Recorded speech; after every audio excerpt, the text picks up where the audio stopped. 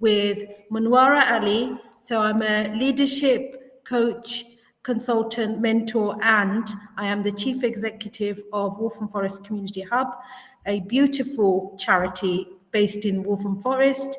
And I've got with me today a lovely guest who works in the charity sector, somebody I really look up to and admire, and I am in awe of the job that she does, as well as the kind of work that she does.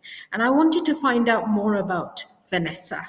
So I asked Vanessa and was really overjoyed when she said yes, because I know that she has an extremely busy job and is always making change in lots of different ways. And I feel that all of us could learn from some of her experiences. So without much ado, I'm going to let Vanessa in and introduce herself. Well, Hi. hello, how are you doing? Thank you for having me, and thank you for your generosity of putting forward this whole series, which I've really enjoyed so far. Thank you, Vanessa. It's wonderful to be able to throw the spotlight onto the non-profit sector, voluntary sector, charity sector, whatever you call it, but it's basically the social world. So, Vanessa, tell us a bit about yourself. What do you do? Because I know you wear several hats. Okay, I'm going to take one hat at a time. So I'm Vanessa Morris. I am the Chief Executive of Mind in the City, Hackney and Waltham Forest. I am a resident of Waltham Forest and have been so for about 15, 16 years now, and I love the place completely, utterly. I am also hold a number of different hats, which are very much around kind of partnership working and strategy.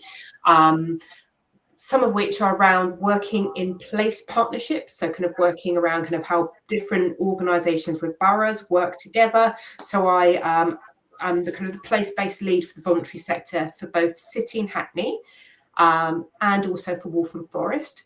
I sit on the steering group with yourself of the North East London Voluntary Sector Collaborative. I am a steering group member for Mind in London, which is the network of local Mind associations within London. For those of you who don't know, Mind is a federation of charities, which consists of a national charity, Mind, which is a campaigning and information charity, and then a network of individual, completely autonomous local charities, which most of which were founded kind of between sort of 40, 50, 60 years ago, based from kind of local activism about addressing mental health needs in the community at the time when care in the community and the move away from asylums was starting to take place. So I've got a wide range of different hats, titles, fancy titles, and relationships, which are kind of all about having relationships with people within the community around addressing mental health needs in the community and within their wider glorious context, because there is no health without mental health. We all have mental health, which either at times is great, at sometimes is not so great. We all have to attend to our mental health, and that's why I have the roles that I have. Fantastic. How do you manage? What's your what are the tools that you would say help you to juggle so many different roles? I think being able to feel comfortable with ambiguity and not knowing everything is extremely important. Having really good relationships and being able to foster really good relationships really helps. Frankly, having a really very, very good senior management team makes a really big difference, because I know I can trust people to get on with amazing things, and generally speaking, they'll happen. I think all of those things really matter. I think the more you get involved in strategy, the easier it is as well, because particularly if you're working across different sectors, there are so many different languages and concepts, and some of these are really very alienating and very kind of specific. The more that you can kind of understand and have like a translation function in your head, kind of the easier it becomes, because you learn how to navigate your way around different systems. And all of those things are things that I cherish and have to practice because they're not straightforward. No, it's just hearing you say it, just sharing all of your experiences and the various roles. Completely agree around the complexity and the language. This is taking you really back now, but I wonder, I'm curious, what what a lot of people that I've coached over the last couple of years tell me is not feeling confident to go for that role that is more strategic when you've been used to being operational. So, do you remember what your first experience was like when you took that first plunge and went for something that was alien for you? Yes. So actually thinking way back to about 20 years ago, when I became involved, when I was working and living in Lambeth with the Community Empowerment Network and the local voluntary sector network. And I remember going to a number of meetings where everyone spoke in acronyms and I was just jotting them down, and I didn't have the courage to just go, what you're talking about. People also all the time were saying, we need love here. And actually love was another acronym, the Lambeth user voice, but just kind of feeling quite alienated by being in a situation where the language that people were using made no sense, and actually couldn't make a sense unless you had like a simultaneous translation taking place. But actually, once I understood what that language was, and actually why it was there in order to speed up conversations, even though it was slowing down conversations with me, from my perspective, I started to feel a bit more confident, because actually behind that language, everyone was in a position where they didn't know everything. And the whole situation was around people trying to get closer together so that they would understand more. So I think once I got a bit more comfortable just being in the room and being okay just to listen for a while and take my own time to understand both what was happening in the room and what I could contribute and what the perspectives of the other people in the room was, it started to get a bit easier. Having said that, every single time I enter into a new context or a new kind of new system of conversation, there's always a huge learning curve and always a real sense of imposter syndrome. And the thing that makes that easier to handle for me is it's the old-fashioned way of just going, well, everyone else here is naked at some time. Everyone else here has a vulnerability. It's okay for me to show mine. If I show mine and show my naivety or my ignorance or a lack of knowledge about something, it's absolutely okay. Because if I'm in an environment that is saying there's you can't ask stupid questions, or you can't assume don't know anything. Well, actually, what kind of environment am I in? I'm not stupid. I am quite capable. Everyone is capable of understanding and participating in discussions around health and the kind of decisions that we need to make about what's a good system of health, and what a caring system, what an equitable system is. And if we can't have a conversation in a room around strategy that doesn't enable people to say things that, like, I don't quite understand, or this is going to be really difficult and I'm not sure if I fully understand everything, then actually we don't have as equitable or compassionate or curious a system as actually we need to have. We need to be able to practice these things. We need to be able to be vulnerable. Oh, wonderful! And what you just said, like earlier about listening, that really hit me hard, because it must be really hard when you actually don't know, you're new to the space and you're trying to figure things out, and we're harsh on ourselves. The imposter syndrome kicks in when we just assume or judge ourselves as not knowing, or maybe, are quite hard on ourselves in some ways. But I like the fact that you are talking about how it helped you in that situation, to become confident by just being more vulnerable.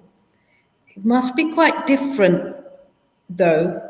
It must have been quite different before going to that space, because it sounds like once you were in that space, you took your time and you listened and you figured things out, and then you were brave enough to be vulnerable. And sometimes I was talking to somebody else, it almost feels like, however, you need the courage to put yourself in that place in the first place. So, what would you think, or what would your advice be to someone like, say, I came to you and said, you know what, Vanessa, I feel inspired by what you just said, and I want to be in that space. But I think if I'm vulnerable, I'm not going to be allowed into that space. What would you like? I think it's really important that people who do feel vulnerable, who are not sure that the knowledge and experience that they bring is the right knowledge or the expected knowledge, do go into those spaces and just check them out. Because I think that we need that in order to be able to break the deadlock that there currently is around having particular expertise prized. And it's not a very diverse expertise. And the people who speak most in those kinds of situations only have a very limited part of the picture.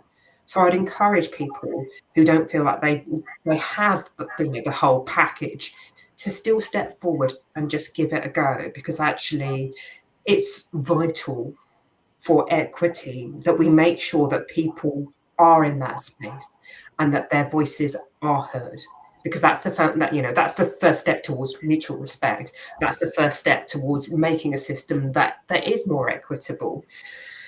There's also that kind of sense of what kind of personal preparation and courage you need to have.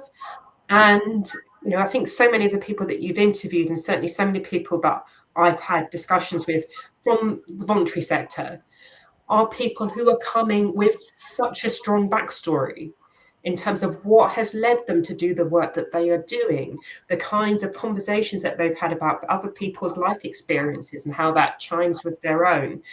Those are validated forms of experience. And I think that's incredibly important to just say to yourself, I am bringing that experience. That matters. I can be there. Mm-hmm. It's so true, so true. And I'm just trying to think back to my own times where I've not gone to certain tables because maybe I've had one or two bad experiences, Vanessa, where I have been very authentic about me, and I felt like decisions were made that I wasn't suitable for those tables because I was maybe too authentic, and because they felt that particular table. I'm talking about a table maybe 2 years ago where I applied. I'm not even going to say where. I wasn't welcome, and I think because they had already decided that they wanted somebody or a cultural fit. And so I applied, and I remember when I applied, the recruitment company really encouraged me and said, "Look, Munwara, they're embracing change and they want innovation at the top. And for a non-executive director, you would come as somebody who, would fit in really well with that whole innovation thing." But I felt like some of what I said and what I shared wasn't really embraced, because the traditional way of looking at leadership is one thing, and those who are a little bit seen as disruptive may not always be welcome. But then you also get the other side where people say, well, no, you've got to stay quiet and pretend to be something so you can get into the room or onto the table, and then you can be yourself. And I just think it's really sad that it has to be that way. If that's how people, I don't believe in it. I don't agree. I just feel like I'm going to be me no matter what. And if that table doesn't need me, there'll be a table that will need me eventually. But it's very sad that other people are actually thinking like that, behaving like that. And these are people I mentor. Mm-hmm. From with lived experience around health, real expertise around developing communities, driving change, and yet they feel that way. It's not, I'm not saying that you and I have the solutions to those problems, but it's good to talk about and maybe explore how we can do things differently. I think if someone has invited you to apply for a board, they know, there's a glimmer of them knowing that something different needs to happen. And so, what is that shared goal? Different ways of being in that space, but what is the shared goal ultimately? And if you are there because you are contributing to that goal, then you've got that mandate. And I think you always need to remember that you've got that mandate. And also have that space that feels like it's shared. If you know that you're going into an environment where either kind of the structures of the governance feel so either sort of rigid and alien, or that there's some kind of performance happening there, then taking stock with other people really matters. I'm thinking back to an experience, or two things. I'm thinking back to an experience I had on a board where I was presenting the voluntary sector strategy for the first time. This was about 5 years ago. And I did the presentation and there was just complete silence in the room. And then from the chair, after what felt like about 5 minutes, almost just laughter. That this was just kind of absolutely ridiculous that this should be even thought of as something that we should be doing. And every time I go back and look at that event, which was really very difficult for me because all of the suggestions that had been very carefully sourced and put together were just completely denigrated and thrown out the window. And that kind of felt really quite personal. They were all implemented piece by piece. And by showing back up and going, I still think we should do this, connecting that into other things that were taking place, so that would be people needing to be shown that actually this was the things that would make the difference. Piece by piece, everything that I put forward as proposals were accepted. But I had to have the backing and the support of peers to do that. I needed the support to go back in the room and just kind of keep on plugging away at that. So I think the relationships that there are within the voluntary sector, having those peers, and I see Tim has popped up and put a message there, and actually he was the person who encouraged me to get involved in this stuff in the first place. So thank you, Tim.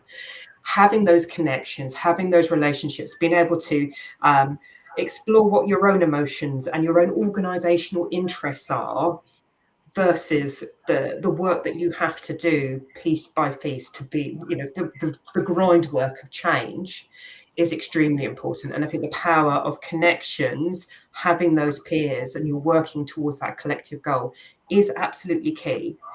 And then you try and build that into that kind of quite hostile space that you have with public sector boards as well, where everything appears to be predetermined. Discussion takes place over a matter of a few seconds rather than kind of extended and exploratory. Just trying to bring more and more of that space. I'm quite gradualist in my approach. It's like, well, if we can get this one thing and we can get that embedded, then we can get something else taking place. I think revolutions, particularly in the public sector, are kind of they're very, very difficult to bring about. And that's not to say that I love revolution in the public sector, but actually piece by piece sometimes works. Yeah, you just said something really key around pushing back. When you've been knocked down. I really love how you explained from your experience. The real learning to take away is, like, sometimes we can be knocked down and it could feel like that's it and you walk away, and it can be quite disheartening, like you said. But it's that pushing back, because if you do stand your ground and then push back, it finally eventually gets implemented. But the other thing that is, I think, like, key to everything, probably both of our achievements in the voluntary sector, is relationships,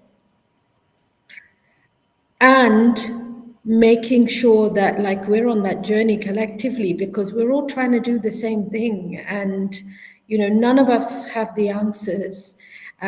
We don't know what each other's skill sets are, but when we come together and we're looking at and focusing on the ultimate aim, which is what we're trying to do with the NEL at NEL level and also the Wolf and Forest voluntary sector leadership level, is we're trying to solve problems within the community. We're trying to make, we're trying to help solve problems that will make life better for the people that we work for, the serve people that we serve. And that is our ultimate aim. But there's a realization that's needed that we're all very different. And because we're all very different, it becomes much more harder to unite because it's easier, when you see a board of, like, say I had a chart of all the different various people involved in Wolf and Forest and like in the area of health, and you see people of all demographics on that picture, like that looks really diverse. But inclusion is a different story because it's not just about your ethnic diversity or your gender or your religious background. It's about the intersectionality that comes with how our experiences might be so different from each other. And then you've got the visible signs of diversity, and then you've got the non-visible, the invisible signs of diversity. I've just created a new word, it doesn't exist in the dictionary, I don't think, but yeah, so it is. I mean, what do you think has helped you? Like, I know that you've been very heavily involved in, in Tower Hamlets, or more your, not just Hackney Mind, but I think at a wider level, trying cogs together, working with the bringing together the voluntary sector and the public sector is quite challenging for all the reasons you've just highlighted earlier. What do you think helps you? Like, I mean, you touched on relationship building, but can you give us a bit more detail?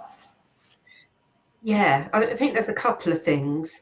Recognizing the world is messy and complicated is, I think, absolutely foundational. Yeah. And kind of being comfortable with the fact that everything is going to look really quite messy for a while. And you have to start to make sense of where everyone else is coming from. And finding out people's intent, I think, is really important, because that you may not feel like you're in a fully position where you kind of understand everything to do with how another organisation works and what they're trying to achieve, but kind of understanding intent and ascribing good faith, I think, is really important. I also think, and this comes back to the kind of the grit and resilience of the voluntary sector and why we choose to work in the voluntary sector. I have lived experience myself. I have lived with bipolar for my entire life.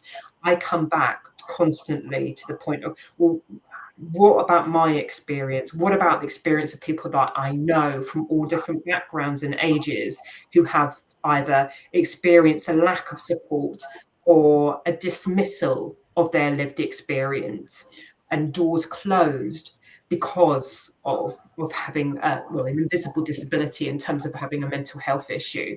And in many cases, people who have far more intersections of doors being closed to them because of things that just aren't accepted and in our society.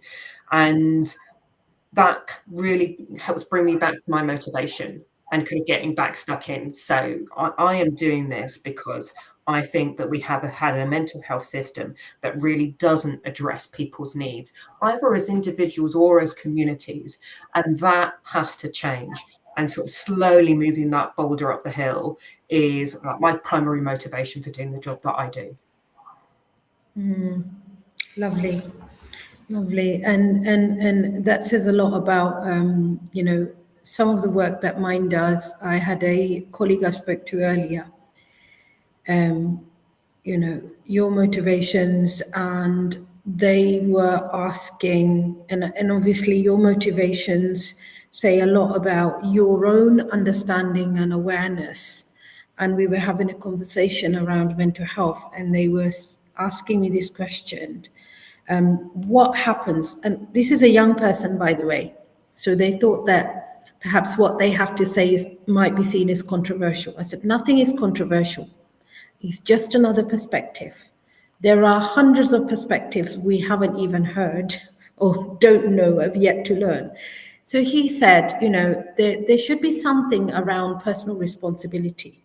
So if somebody seeks support around mental health and they receive that help, or as the clinical support may be, at what point do you decide, or do you feel like they should be taking personal responsibility and not having to always rely or depend on external support? I don't know what your perspective is on that. I think that your young friend has a really good point in a number of different ways. I think that wherever you go, there you are. You can't outrun any mental distress that you experience. You have to be with it. So taking responsibility is actually really key to actually addressing your own mental health issues. I think also in terms of what we know about works well and kind of really is impactful in terms of supporting someone's mental health. There's really good evidence base around things like cognitive behavioral therapy. I've got some objections around CBT as being the only thing that's available to most people, but actually the kind of core of the interventions around cognitive behavioral therapy is around people testing their understanding and building a sense of different possibilities through reframing how they view particular situations or their way of thinking about it. We use things like guided self-help. And that's the first thing that most people would see if they phoned up an NHS talking therapy service.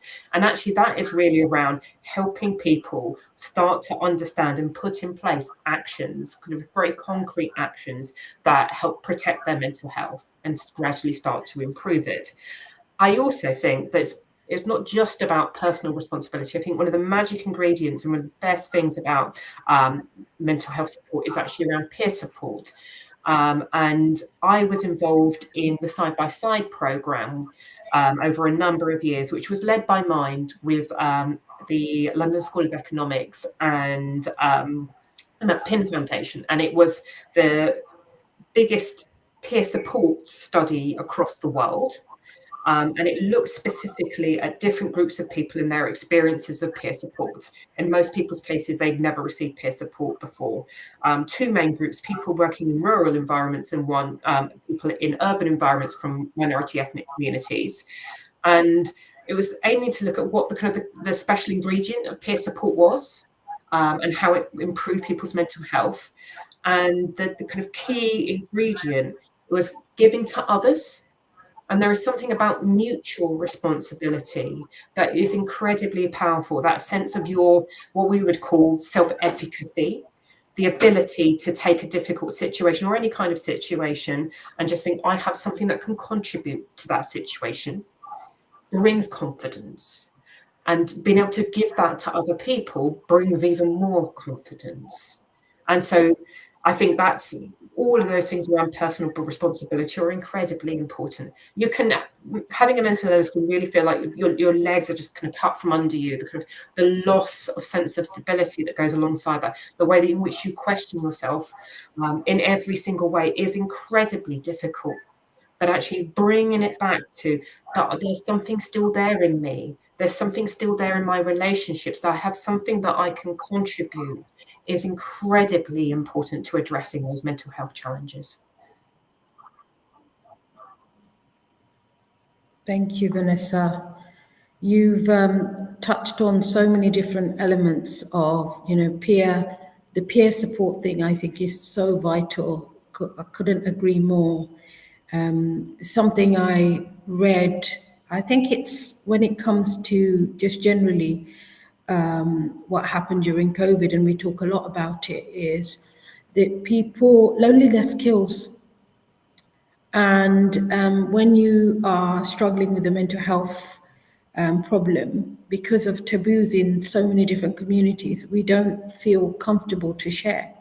And having someone as a peer makes all the difference. My own experience, like growing up, my mother didn't really have anyone to talk to. And I think this is a common problem in the Bangladeshi community and several Asian communities. You don't feel comfortable talking about your problems to somebody else that is from your community because you are worried that it will, go through the grapevine and everybody in the community will know about stuff.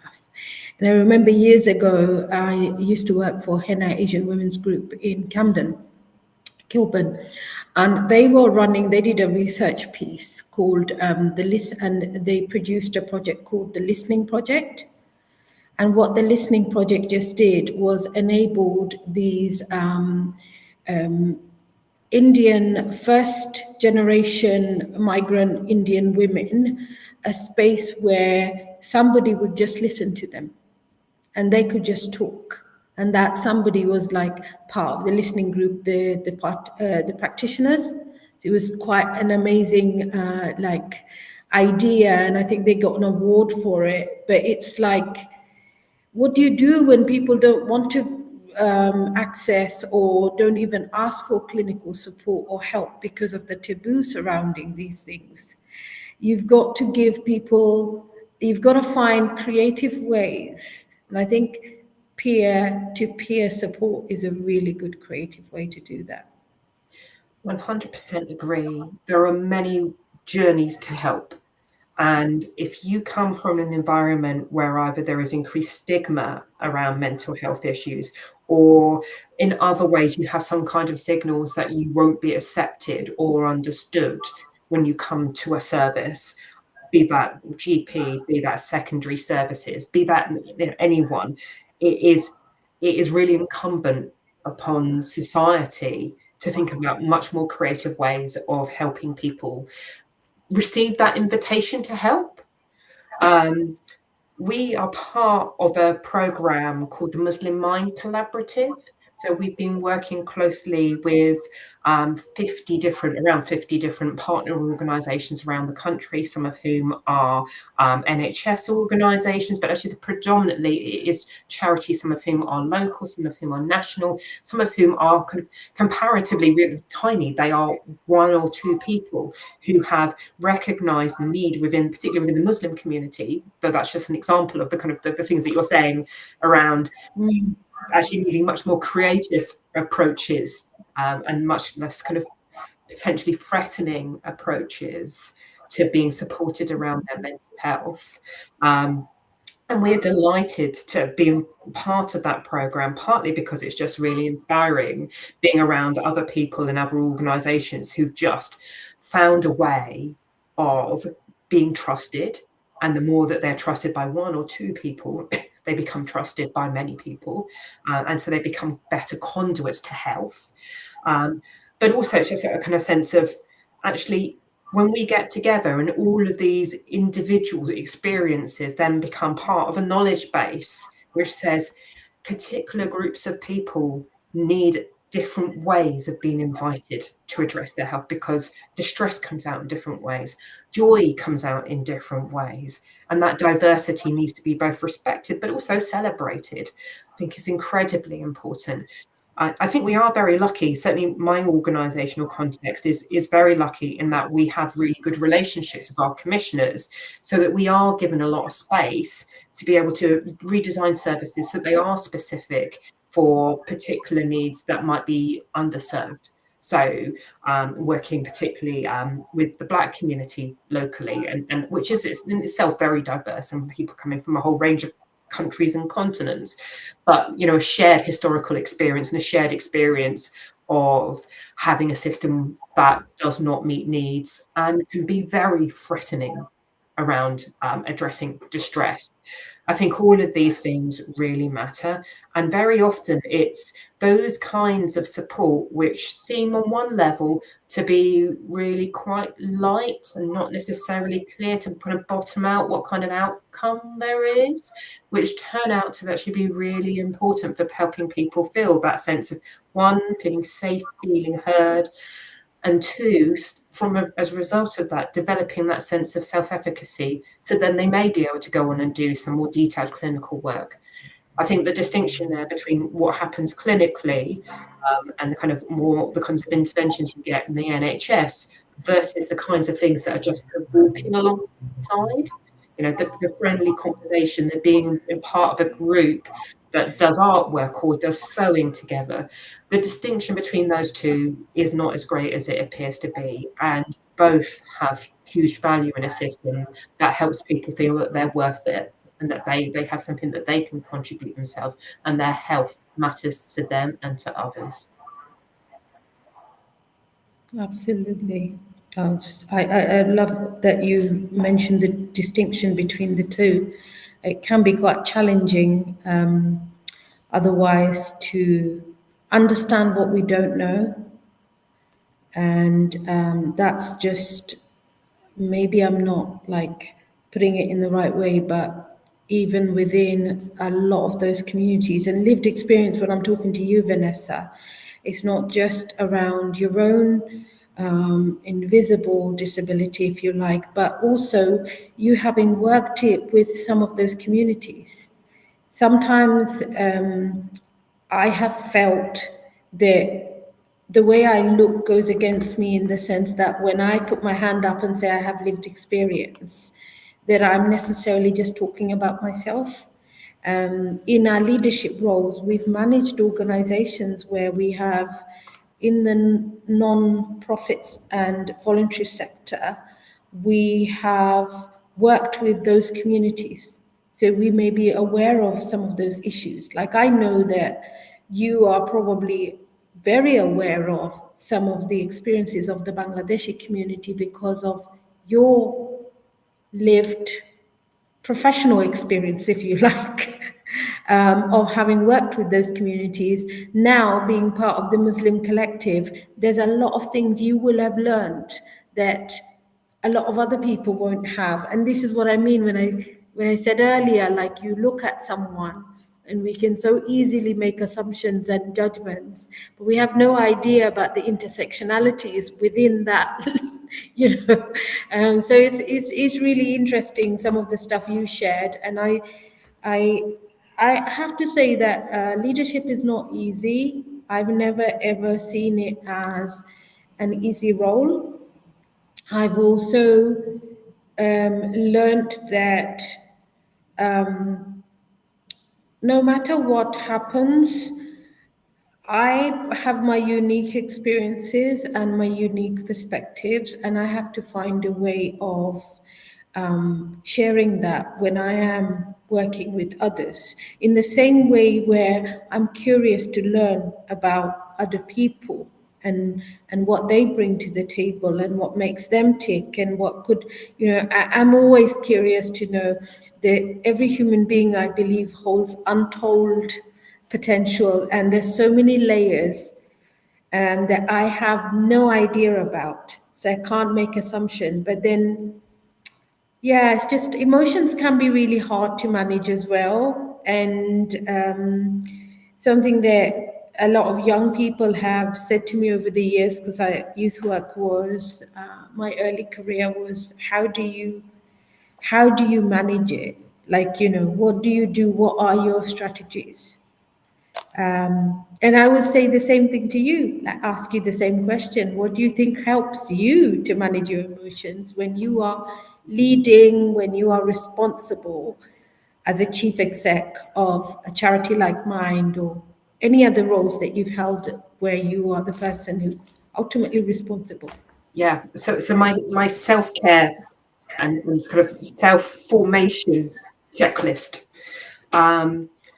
I think that there's a number of things that are kind of really valuable to me, and the things that kind of really stand out are, I practice a lot of mindfulness, and actually that's one of the things that's really helpful about mindfulness is it helps bring around detachment. It brings connection between the emotion and the body, and so the experience of the emotion, but it also helps bring about detachment. I also meditate on the Metta Sutta, which is a meditation on loving kindness. And that's actually a practice about kind of bringing yourself into more love for the whole world and compassion for the whole world. So you meditate both on things that you really love, but also things that you don't love. So like Donald Trump is my kind of go-to. Well, he wasn't for a while, but he's becoming again. Kind of like, can I feel love for this guy? Can I feel love for this guy? And kind of just really practicing that. Do not take this out of context. But those kind of things that kind of just bring back a recognition that everyone is human. Everyone has their own vulnerabilities, and even though they may be very, very hard to discern and very hard to value, that at the end of the day, we're all human. So mindfulness is really important for me. Recognizing different energy levels at different times. So kind of knowing if I'm going to have a tough week, but I'll make sure that I've kind of buffered that in a particular way, by doing something that kind of counterweights it, by heading off into the forest. We're really lucky in Waltham Forest that we're a big city environment, but actually I can get on my bike and be in the forest in 8 minutes, and that's incredibly valuable. So I need to be around green. My house is full of green. I need to go and hug a tree sometimes. Those kind of actually really often for me really physical things that involve not having to think are really key to helping me feel grounded and happy. So it's often not a lot of kind of head stuff of kind of thinking my way through strategy. It's kind of, I'm going to take all of that away and I'm just going to be a different version of myself. I think having the space with colleagues to be able to see the lighter side of things also really matters. And I think when you're in a senior management role, those kind of distinctions between what your responsibilities are and your accountabilities and your colleagues can sometimes create a bit of a barrier between just being human together and being able to laugh. But I think that it's really important to find those moments because they help you enjoy the stuff that you're doing, even if there's bits of your job that you're not enjoying or you feel quite either isolated or lonely about. So I think all of those things make a difference.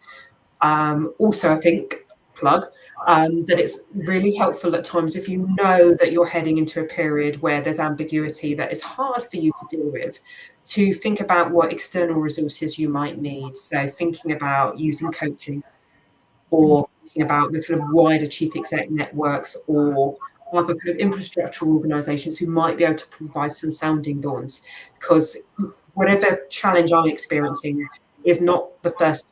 I'm not the first person to have experienced that challenge. There are elders, there are people with wisdom, there are people from all over who might have something to contribute.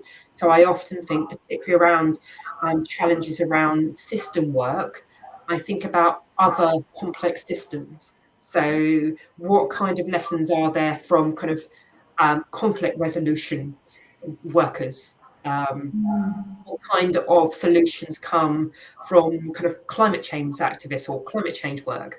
What kind of things that kind of help are tactics or strategies that help people think their way through complex situations with loads of stakeholders who might seem to be completely incompatible, at each other's throats, or kind of really, feels like the solution may not be possible. Someone has always been there and they have something that has been gifted forward.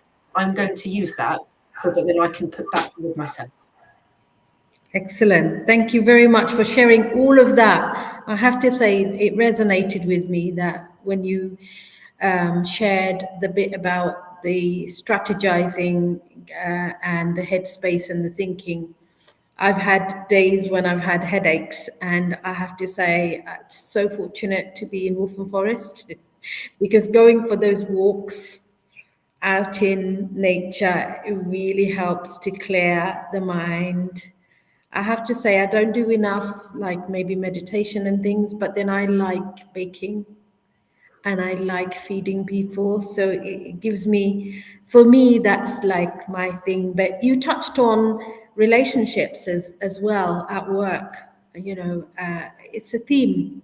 Relationship building sounds like a theme, and probably quite a very, very strong part of your leadership trait, and perhaps why maybe some of us find that aspect of you quite aspiring or inspiring. Even when you were talking about your work colleagues, I think I feel like everything is about relationships. And I think even when you're like, I do bid writing a lot, even when you are doing fundraising and bid writing and recognizing the differences and the barriers and sometimes the boundaries that can get in the way of, like, I think people can forget if you hold such a high element of responsibility that you're human as well.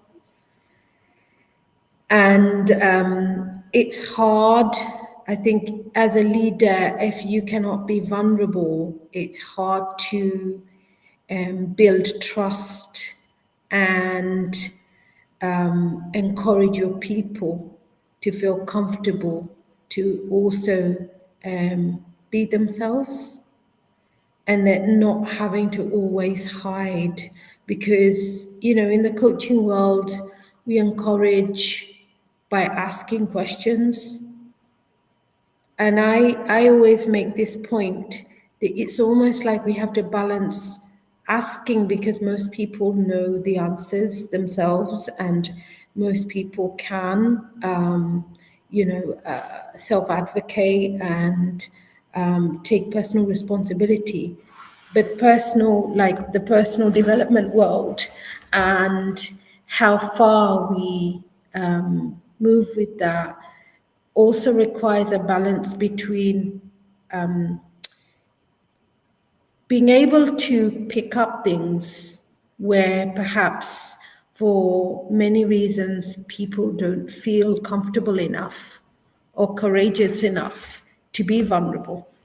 And I think it's a common problem. I know that I had that problem, and I know that I don't care anymore. It's just going to be me. And that doesn't mean I am irresponsible. I know my responsibility. Ultimately, I don't feel that I would, or you would, or anybody would take the responsibilities we take lightly. But it's just bringing the human side too. I mean, compassion is important to us. That's why we're in this line of work. But we also want, we want to close the gap on health inequalities, and we want people to have the same opportunities, and we want people to feel like that they have self-worth, that it's important. All of those things are important. But if we give the impression that we are machines, we're not going to encourage that, will we? No, and we have to succession plan. We have to make ourselves obsolete. So we need people to feel confident that they can make mistakes and not be punished for them and can learn from them. We need people to feel like they can take personal responsibility, and that by taking personal responsibility, they'll make a difference. We need people to be able to feel confident around tolerating uncertainty. We are in a massively uncertain world at the moment, and I can well imagine people kind of looking at leadership roles and thinking, crikey, that looks like a lot. It is, but also we need people to be able to step up, and we need people to be able to understand that opportunities around leadership aren't just about the job title. It's about things that anyone can do that can make a difference. Absolutely, absolutely. And you've just nicely gone into something I was going to ask you about. So I don't know if you are aware of the charity job survey that was carried out earlier this year. And they talked about psychological safety and how to build psychological safety in the workplace. So I've got a checklist, and then it'd be good to hear from you on one of them. So the survey had a checklist of 7 things as ways to build psychological safety in the workplace. Assessing the current culture, number 1. Number 2, taking ownership, so collective responsibility. Number 3, checking in with your team regularly. Number 4, reject blame culture. Number 5, act with empathy and compassion. Number 6, celebrate success. And number 7, lead by example. So, which one of those would you like to talk about? Okay. I mean, I think What stands out? so this is really interesting. We went through a process of redeveloping our code of conduct a couple of years ago as an organisation to go from this kind of long list, which was basically the 10 commandments, thou shalt not do this, this, that, and the other, because we thought actually psychological safety is really key to us all being able to show up at work and feel confident that our work will make a difference, to feel confident in making change through innovation. So we started to do a piece of work around that to redevelop our code of conduct, which we then ended up with both something which was framed around how we show curiosity and how we celebrate learning and learning from mistakes in particular at work, and the things that we need to do individually and collectively to manage our relationships with clients and relationships with each other, knowing that working in mental health sometimes has days when a lot of things feel very heavy, when you're dealing with crisis after crisis or really entrenched difficulties, and very often colleagues can get into a position which ends up starting to feel a bit powerless because something's never going to change or the resources aren't there. So we wanted to do something that both honoured a journey, a constant journey towards psychological safety for everyone, but also enabled people to feel like what success looks like at work is always a process of checking the barometer of kind of how much you feel capable of doing, and within your own job description, making sure that you can do that. And that colleagues will support you to doing so. And I think one of the things coming down to your list that I think is really key to that is actually the no blame culture, because people are human. People have responsibility to benefit from training. I think sometimes mistakes are much better than successes for learning and much better for innovation, because we learn an awful lot more about how to lay the ground for doing things differently. I think we start to learn so much more about our relationships with each other when we butt up against each other and we end up with identifying that we've had different experiences to each other, particularly when you work in an environment that is very diverse in terms of people's background, culture, and experiences.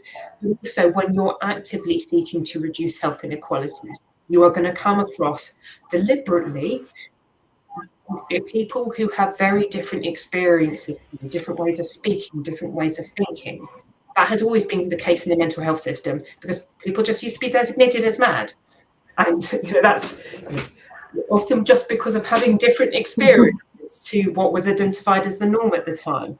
And being able to explore those differences and just be curious, rather than saying, no, you've got a different experience than me, so you must be wrong and I'm going to blame you, because saying that something is your fault is the way in which we move forward. Not at all. So having a no blame culture, trying to learn from experience, and I think people do need to take responsibility from learning from experience. This is not just kind of an anything goes. Psychological safety is never, I can just let it all hang out and there'll be no consequences to it. That strikes me as a completely unsafe kind of environment, particularly for our beneficiaries. But having an environment where people can respond to challenges with curiosity and the space to think and to learn is absolutely critical for having healthy organisations, for having sustainable organisation, and for reducing health inequalities. Excellent. And would you be prepared to share how do you how do you know whether your workplace or your staff have a sense of psychological safety? How do you measure things, maybe at Mind or any other jobs you've been in? So we do regular surveying. So we do we do a kind of an alternate staff survey and an inclusion survey once a year. We do the inclusion survey specifically to get a sense of people's differential experience of being in the workplace. So, is the experience of an older white person as positive as a younger black person? Just looking at what people's characteristics, seeing whether or not there's any trends and how valued, safe, and able to progress people feel. So we get information that way. I think I'd really like to make that more of a pulse survey than an annual survey, because it's important to get that feedback very regularly. We do a lot of other surveying and have different spaces around how we support inclusion. As a mental health charity, we have a lot of time for reflective or clinical practice supervision, which is very much about the use of self within work and kind of how people feel like they're showing up at work. So those also provide some indicators. But we also have a range of different spaces where people can explore belonging and inclusion, and also explore difference within that space. And that works well for some people. For other people, they don't always feel like they have that sense of safety, and so they may prefer to communicate anonymously, which again is kind of it's the barometer, it's the temperature checking, and being able to have conversations with people about, it could be world events and how they come into the workplace, or it could be around differences of perspectives about how you support a person who's going through both a mental health challenge but might have other things happening in their life. Which brings up issues around diversity of thought or diversity of culture. But just having lots of different ways in which people can do so, knowing that not everyone is going to feel like they can articulate and put their own face to a perspective in the same way. And constantly evolving those ways of having those discussions, because society doesn't stand still. Who we are as teams and our dynamics as teams are constantly changing. So being able to be alert to those things that make those relationships more difficult or feeling less safe is extremely important. I like how you ended there with evolution. An important aspect of, or the only way to innovate, if you embrace the fact that we are constantly changing, constantly moving. It's like, look at how the internet works and how fast things move from, what you can do with Zoom to what you can do now with Teams that you weren't able to do maybe a year ago. So it's all very interesting. And I just wondered as well, like, obviously with the smaller charities, it's a different approach in terms of how you engage or ascertain from your employees or your staff team whether you are doing the right things to create a psychological safety. Two things I wanted to ask you. One was around, actually, the first thing is the charity sector, the smaller charities, more so than sort of medium-sized charities. Something that's very controversial, and I just thought it'd be good to hear your perspective. Like, I think most people will agree that we're not paid very well in our sector. Why do you think that is? Or do you have a different perspective than I do around this? I do not have a different perspective about that. I think I'll book my comments by saying that I think we have some pretty serious challenges around equality of resources in our society in the first place, and that the charity sector reflects those challenges. I think there's a number of different reasons. my own charity is, we've diversified our funding considerably, but still the bulk of our funding comes from statutory services and from the local authorities. And local authorities have been completely at the blunt end of austerity over the last few years. So I have many, many experiences of going through restructures because contract values have changed. And I think that many people who work in the voluntary sector, who work on those kinds of services and contracts, so thinking of homeless services, thinking of a lot of mental health services, have that experience of kind of having to adjust to ever decreasing resources and finding it really hard to go, well, we're not going to do it then, because actually we are determined to meet people's needs on whatever resources that we have. And there's a huge moral dilemma that we both organisations face, but also us as individuals within organisations face, because we are mission driven and we want to achieve that mission. And that can be really challenging if there's another funding cut taking place. We also face huge competition for resources and an environment where we've been encouraged to be as efficient as possible. And some of those issues around efficiency have been proxies for low pay. And I think when we had experienced all the kind of outsourcing that took place about 10 years ago, and where a lot of services were moved from statutory services and statutory funding to voluntary sector, a lot of the kind of the messaging from the statutory sector was, well, the voluntary sector will be cheaper because we pay less, or our staff have higher motivation, personal and intrinsic motivation. That's not to say that that isn't also a risk within public sector themselves. Obviously, there's a public sector strike taking place today, the junior doctor strike, and that kind of whole debate was what your pay, your remuneration is when you're also on a vacation, and is it a privilege to be on a vacation?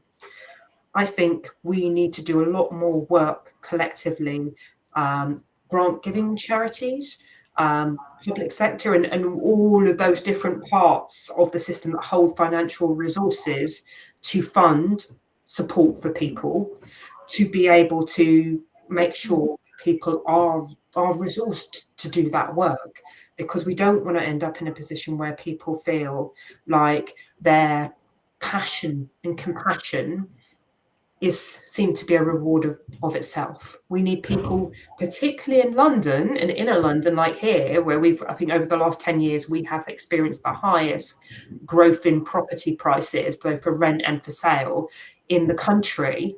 We need people to be able to live close to their work. We need people who can understand their local community because they walk those streets. They are part of that community.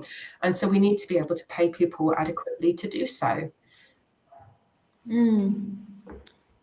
There's nothing you've said that I don't agree with. I agree with you 100%. The philosopher in me, or rather taking it back to the coaching perspective, I wonder if we take that perspective that leadership is about leading yourself, taking personal responsibility, and not necessarily waiting for others to ask, then there is something in that idea of almost like advocating the blame culture if we say nothing's changing because the decision makers are not changing. I think there's an element, I strongly feel there's an element of us not asking. And I say this because I've been in this sector for almost 33 years now. I've worked for the public sector, 10 years, Camden Council. And I have to say to you that I didn't really ask in a lot of places. And I'm finding that when I do ask, I do get. Mm-hmm. Are we as a sector doing the asking? Are we pushing as a sector? to say, you know, those of us who hold leadership responsibility, and it's a bit, I'm just reminding myself what localities current mission is and what they, you know, they're talking about revolution and putting the power in the hands of the community.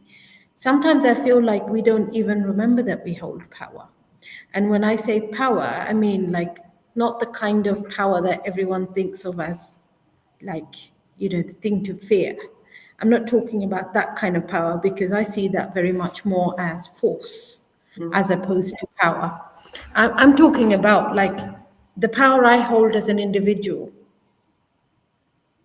for a single casting vote or like above my democratic vote or to go into a room and influence from my perspective, influence decision makers. Sometimes it feels like I've met people where, or even coached people where they don't really realize the power they hold.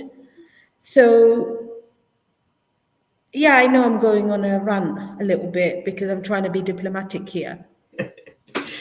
But do you not feel that we sometimes are a victim of our own circumstances because we're not asking for more money?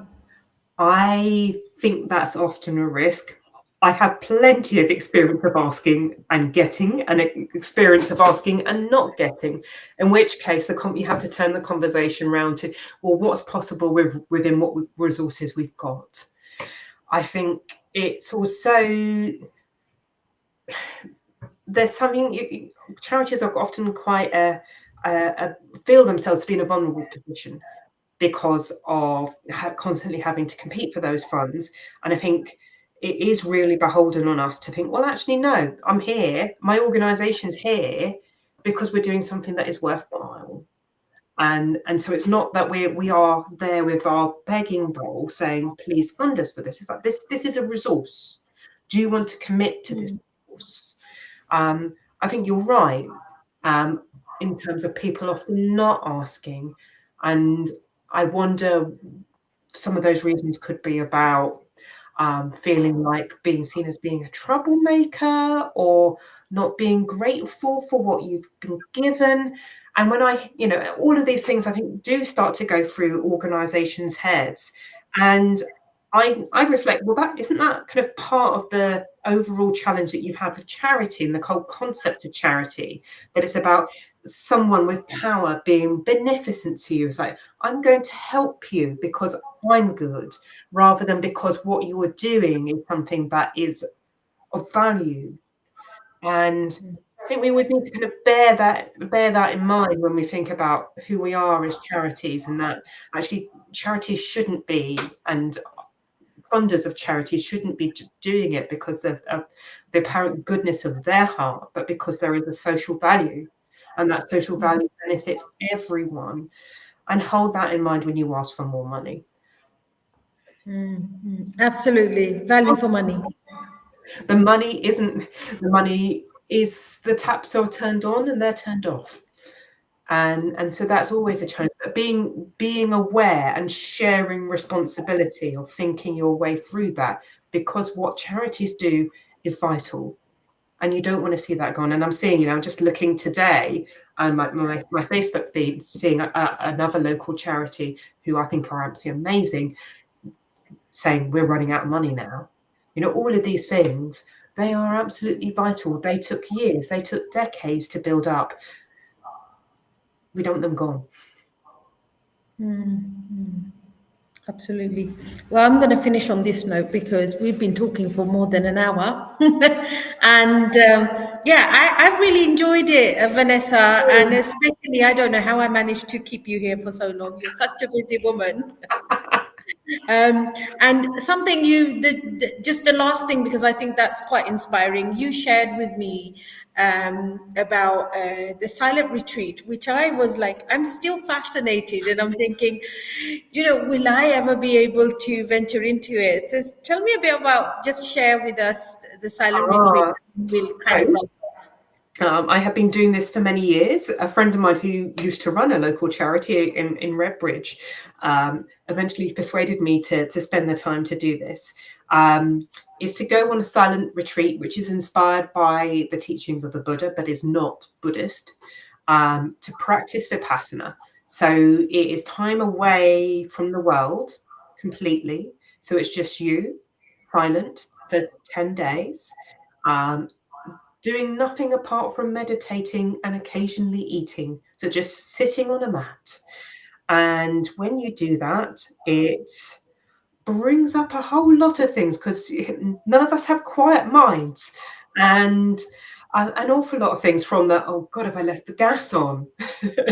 or oh, I made that mistake at work, or oh, I didn't have that conversation that I meant to have with that person. I need to go back and think about that. When I get out of here, when this ordeal is over, I'm going to go and have that conversation with that person. All of those thoughts will flash through your head, and you've got 10 whole days of it. And gradually you have to let go, because if you don't let go, you will torture yourself. All of those thoughts will just be a cacophony.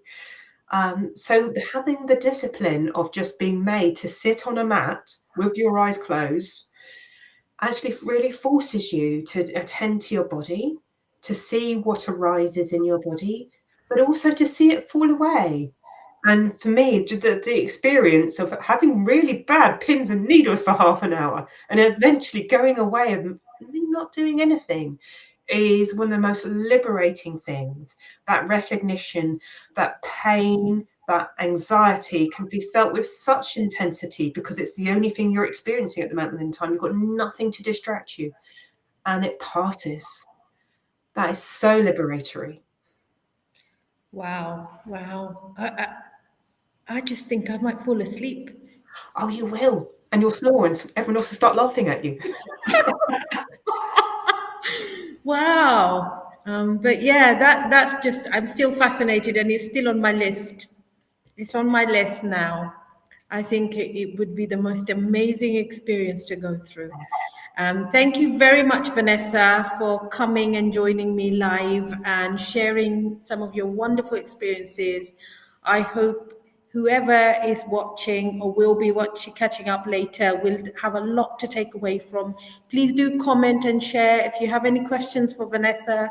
So Vanessa works for Mind and has many, many years experience of working in the voluntary sector, and is a real advocate in bringing people together to solve problems in the community, also within the health space. So any lasting comment you want to make, Vanessa? How can people catch you if they want to? You can find me on LinkedIn very easily. And Mariah, I'm sure you will tag me into this podcast. So yeah, you can get in touch with me. I'm happy for a chat. Always happy to connect.